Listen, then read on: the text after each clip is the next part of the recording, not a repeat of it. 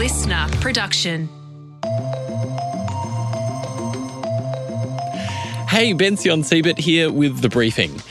Right now, Moshtix is in the process of refunding shitloads of tickets to Splendour in the Grass. A huge disappointment for Kylie, G-Flip and Tash Sultana fans across the country. In this morning's episode, we dug into why so many Australian music festivals are being cancelled. While there are some industry-wide trends we can point to, the organisers of Splendour have offered no real explanation beyond unexpected events forcing the cancellation. It underlines a theme that kind of cuts across major events everywhere. What happens behind the scenes and why seems a tightly held secret. On the other side, most of us have had the experience of waiting anxiously, hoping desperately to buy tickets to one of these events. And often it feels like no matter how quick you are to get onto the website, whether you actually get a ticket seems kind of random. So what's happening in the background when we log on? Who or what decides who gets a ticket? And beyond that, why are so many of these so goddamn expensive?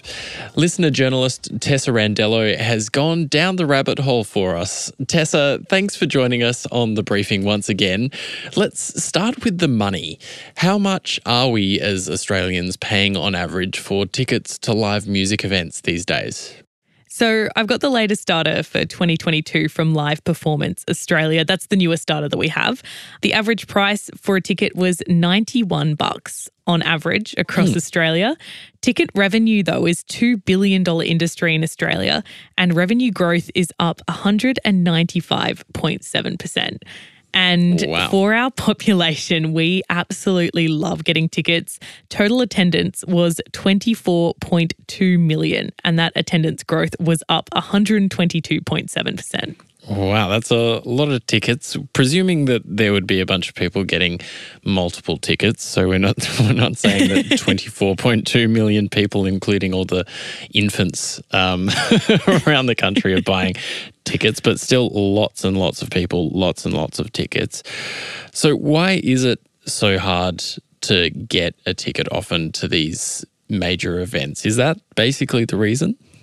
Yeah, well, that's the reason that I am coming to you with. I think that's the reason that we're seeing. There's a massive number of people who are trying to get into a massive number of events that happen. And for our population, we buy a lot of tickets. But I guess this is one of those questions that during my research, I found it really hard to get background data or someone who was able to explain it to me. But from those numbers, I think they speak for themselves. Sure. Who is making all the decisions when it comes to, I guess, prices and availability?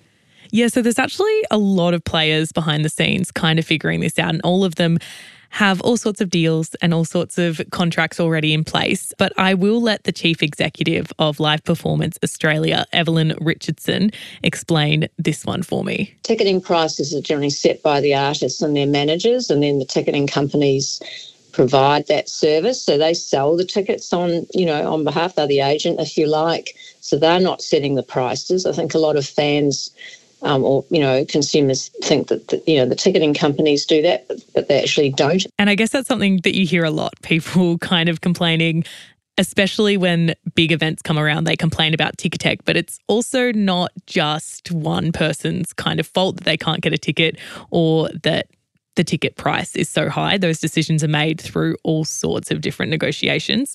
But the consumer campaigner, Christopher Zinn, also had this insight for us onto what happens when we have a ticket and when we purchase a ticket. You don't really own a ticket. A ticket is a license to admit you to an event. So that is a license that they might seek to withdraw or control or modify in some sense. And I'm sure the small print allows that. Whereas most of us, when we buy it, we think, well, that belongs to me. It doesn't always quite belong to you in the way that you might think, unless, things go wrong. And he also has some insight into why it might feel like we kind of have no idea what's going on in the background. The point is that these people they're professionals. They sell tickets every day, tens of thousands of them, and they know how to extract the maximum utility and return that they can. And as a consumer, you're an amateur. You don't actually necessarily know how to do that. Interesting. So we all know people and probably have experiences ourselves with feeling like either we've missed out unfairly or the ticket price is super high. What systems are there in place to make sure that tickets are sold fairly in Australia? So we have the consumer watchdog, the ACCC, who can look over some specific things. And I'll read you just a line from a direct statement that we got from them to kind of explain exactly what the ACCC covers.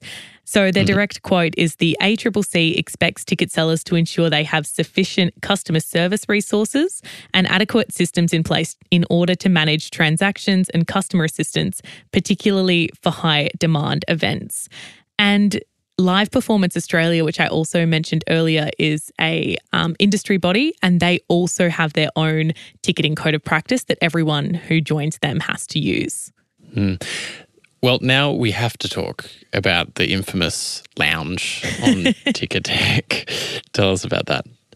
So I'm sure you've heard about the lounge. If anyone doesn't even know what the lounge is, when you go onto Ticketek to buy a ticket, you have to wait in basically a loading screen that they call the lounge. And it was revealed that there's actually no queue for the tickets on sale, that people are picked randomly. So it doesn't matter how quickly you get into the lounge, you are picked randomly to get through to buy your tickets. And this was where people waited a very long time for things like Taylor Swift and Fred Again and some of those really big concerts that we've seen come here. TEG is the company that owns Ticketek, and we got a direct response from a spokesperson there. And this is their quote: "The Ticketek Lounge is our way to prioritise fair access to tickets for all fans. Everyone in the Ticketek Lounge has an equal opportunity to get into the site, regardless of when they arrived. The security and the protections that we have in place will not let bots into the lounge." And they also added this, which I think is probably worth talking about. For context, our systems were able to block over 1 million bot attempts for Fred Again tickets last week, and blocked another 500 million bot attempts for when tickets for Taylor Swift's The Eras Tour initially went on sale. 500 million bot attempts. That's crazy, isn't it? Yeah, that's a lot of bots. So we have obviously these big companies, Ticketek, Ticketmaster, but there are also smaller sellers. Are they also experiencing these kinds of issues? It seems like everyone kind of has little issues that seem to happen with ticketing, whether that be availability or the way that the systems work. Kyra Nicholson's a comedian, and he's also the creative director of Melbourne's Comedy Republic. He's experienced his own issues, and he deals with ticketing, obviously, on a daily basis, trying to sell comedy tickets.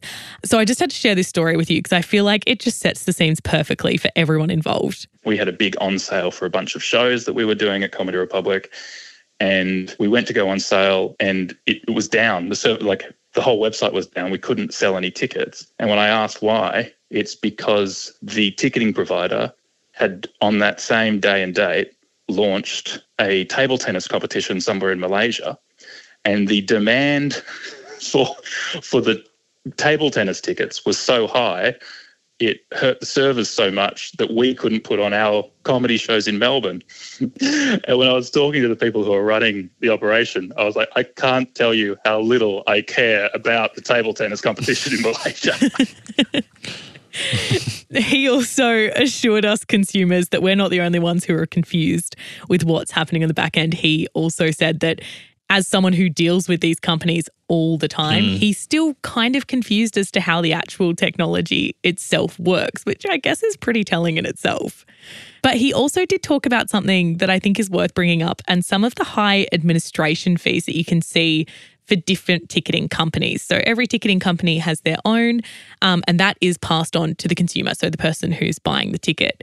Kyron did mention that it can be around $7 for some of the bigger sellers, and he's adamant he won't use those. He uses some that mean that he just charges his customers, I think, about $1.50 on top of their ticket sale. But he does want to see some change in the way that tickets are sold. I think it's a huge opportunity for a disruptor to come in and fix it, right? Like I think it's got all the hallmarks of something that we've all been doing for years and years and years. And San Francisco is just waiting, the Silicon Valley is just waiting to jump on this, surely. Like I just can't believe they haven't done it already. Well, that's a fascinating point that he makes there. Is there any chance of that? Do we know? Do we know what's next for the ticketing industry in Australia? Where do we go from here? Well, a lot of people that I asked this question kind of said, it is what it is. We'll kind of see if anything changes.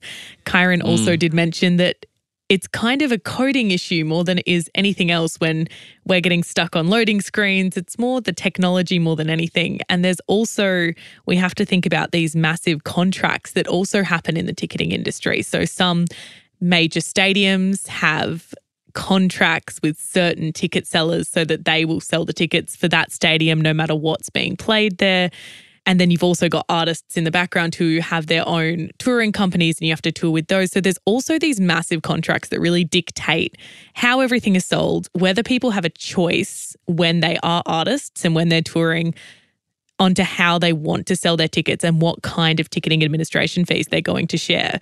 But the Live Performance Australia Chief Executive, Evelyn Richardson, wants to see the rules around ticketing become blanket rules around the country. Because at the moment, it's different in every state. The issue we've got in Australia is that we don't have uniform, anti-scalping laws. So each state is slightly different, which makes it difficult if you've got a tour moving, from city to city and the rules are slightly different. So we would like to see a consistent national framework with respect to that. So it sounds like there are lots of deals going on in the background. There's lots of commercial interests involved and a lot that's essentially secret that the public has no real access to. I suppose when you were doing the research for this story, was that one of the major things that you came across, just simply a lack of transparency? Yeah, I guess it's the thing that I learnt the most about the ticketing industry is that they don't really have to tell us how it works. These big companies all have contracts in confidence with one another and we don't actually have any right to understand what the background is. I did go, as I mentioned, to a lot of the big companies and they would either give me only written responses, which is why I had to read a couple there, or they were unavailable to have conversations. So I guess the biggest thing I've learned from the ticketing industry is that you can dig into it as much as you want, but sometimes you just don't get the answers that you need. Worth keeping on digging there, I think. Well, thanks so much for your time, Tessa, as always. Thank you. Tessa Randello there. That's it for the briefing this afternoon. If you enjoyed today's episode, please tell a few people about it and click follow or subscribe so you never miss an episode. Have a wonderful long weekend if you're getting one. And don't forget, the briefing will have fresh stories coming your way every day throughout. We'll be back in the feed with your usual AM and PM episodes tomorrow, plus the weekend briefing with Antoinette Lattouf and Tom Tilley on Saturday and Sunday. And there'll be more again on Easter Monday. But for now, I'm Bension Siebert. Catch you soon.